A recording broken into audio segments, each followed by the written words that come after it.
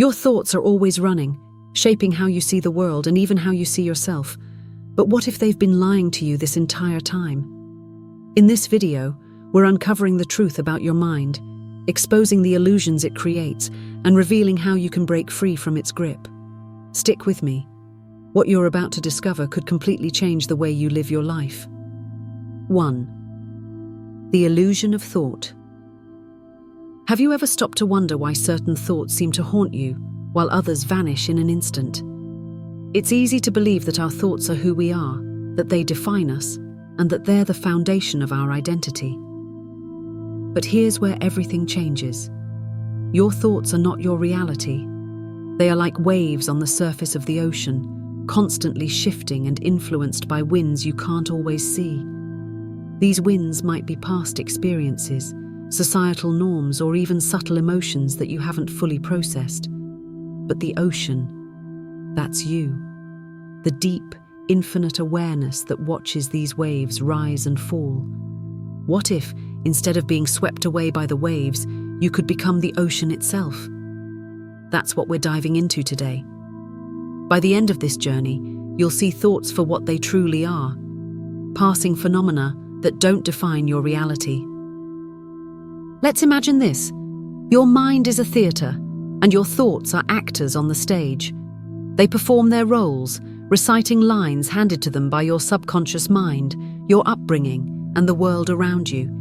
Yet you are not one of the actors. You're the audience, silently observing the play. When you understand this, everything changes.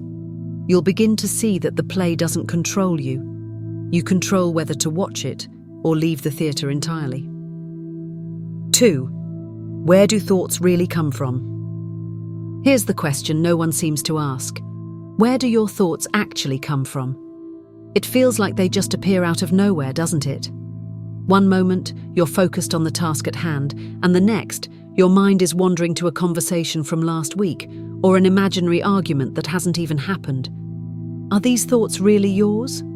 Or are they echoes of something deeper, something beyond your conscious control? Let's break this down. Thoughts arise from a complex interplay of factors: your neural wiring, your past experiences, your environment, and even your biological state. For example, hunger can make you irritable, and that irritation might give rise to thoughts like, "Why does everything feel so annoying today?" But is that thought truly yours, or is it just a reaction to your body's state? Then there's the influence of external triggers. Ever heard a song on the radio and suddenly been flooded with memories? That's your subconscious at work, linking a present stimulus to a past event. It feels personal, but it's really just your brain running its programming. The more you observe this process, the more you realize that thoughts are not born from some core you.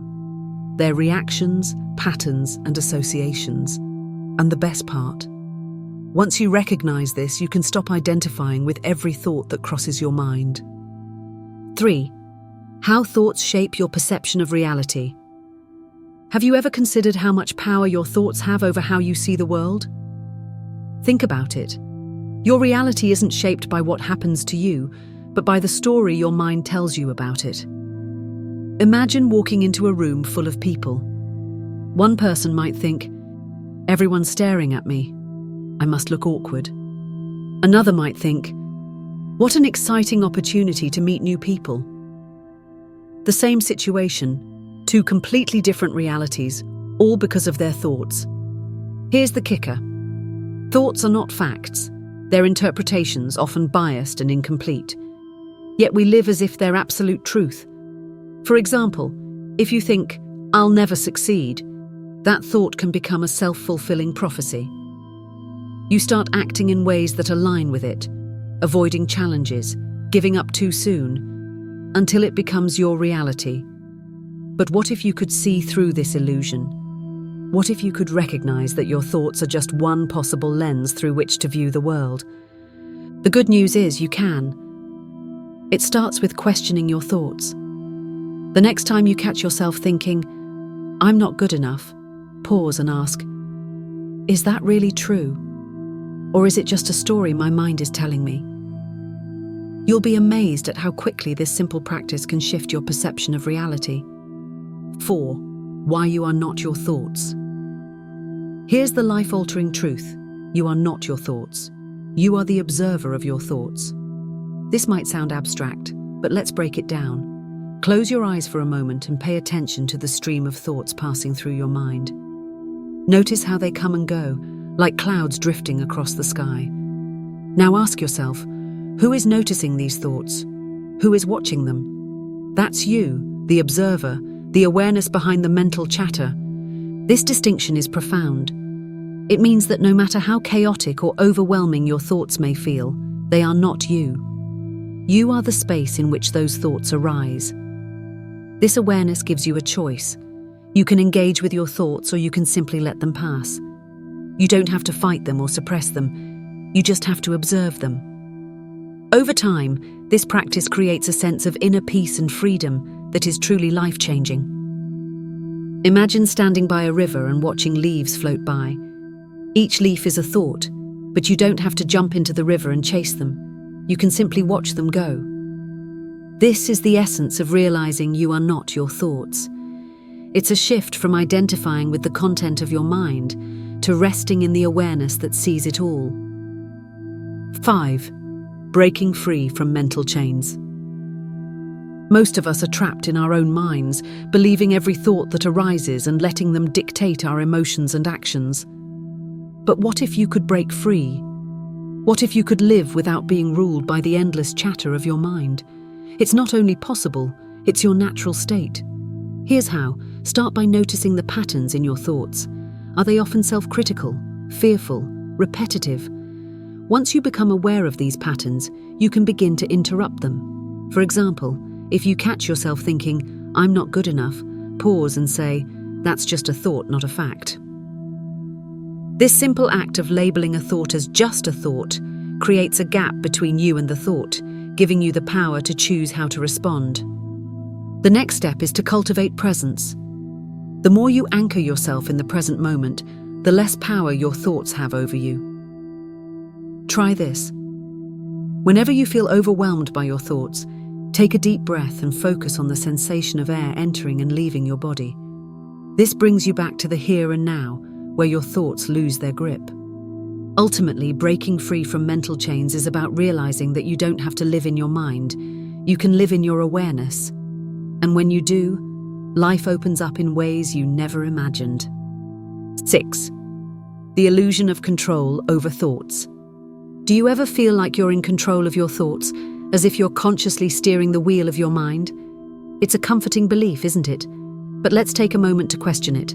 Think about the last time a completely random thought appeared in your mind. Maybe it was an embarrassing memory from years ago, or perhaps a sudden idea about something completely unrelated to what you were doing.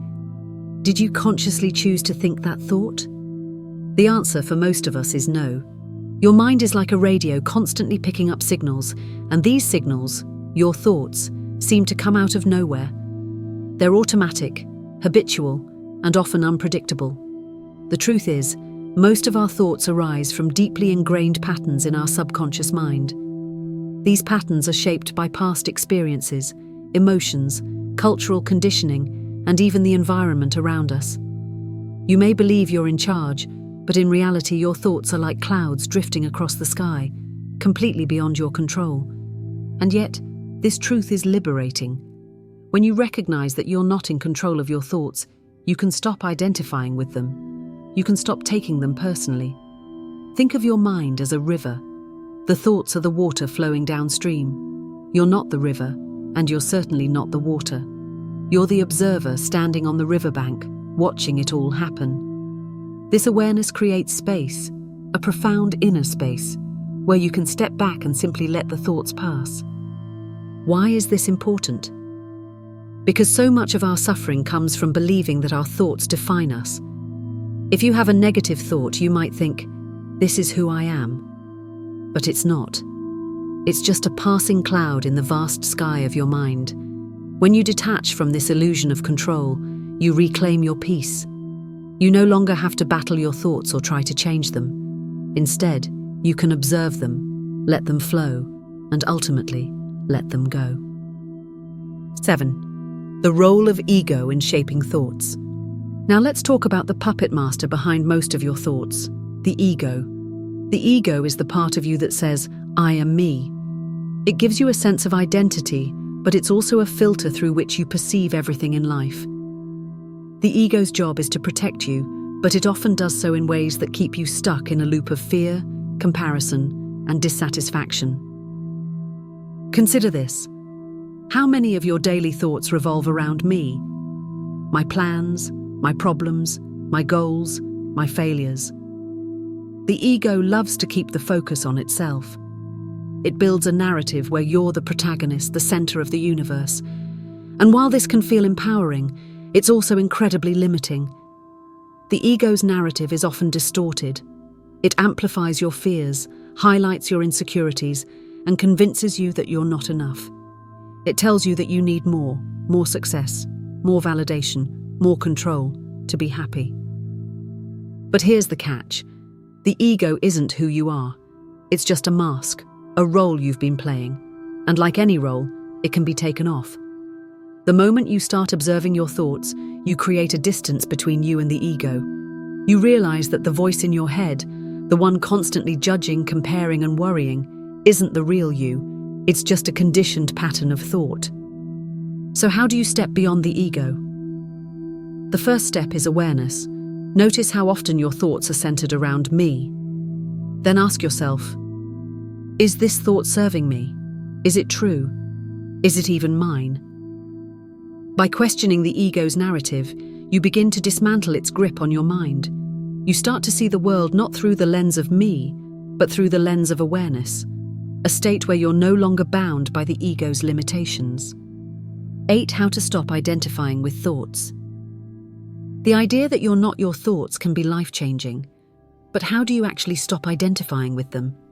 After all, thoughts can feel so personal, so deeply tied to your sense of self.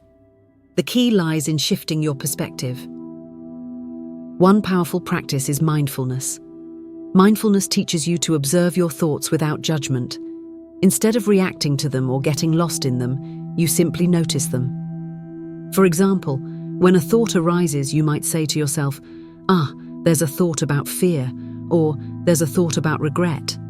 This simple act of labeling creates a gap between you and the thought. It reminds you that you are the observer, not the observed. Another technique is to question your thoughts. When a thought arises, ask yourself, is this thought true? Is it useful? Does it align with who I want to be? You'll often find that the answer is no. Most thoughts are just noise, random, habitual, and irrelevant to the present moment. By questioning them, you take away their power. They become like shadows on a wall, unable to harm you. Finally, practice letting go. When a thought arises, instead of clinging to it or pushing it away, simply let it be. Imagine your thoughts as leaves floating down a stream. You don't need to grab onto them or push them away, just watch them float by. This practice helps you detach from the content of your mind and reconnect with the stillness of your true self. 9. The freedom beyond thought. Imagine waking up every day with a sense of lightness, unburdened by the constant chatter of your mind. Imagine being able to face challenges with clarity and calmness without being swept away by fear or doubt. This is the freedom that comes from realizing you are not your thoughts. When you stop identifying with your thoughts, you discover a deeper layer of your being, a layer that is timeless, unchanging, and infinitely peaceful. You realize that your true self isn't the voice in your head, but the silent awareness behind it. This awareness is always present, always watching, and always at peace. This freedom doesn't mean you stop thinking. Thoughts will still come and go, but they'll no longer control you.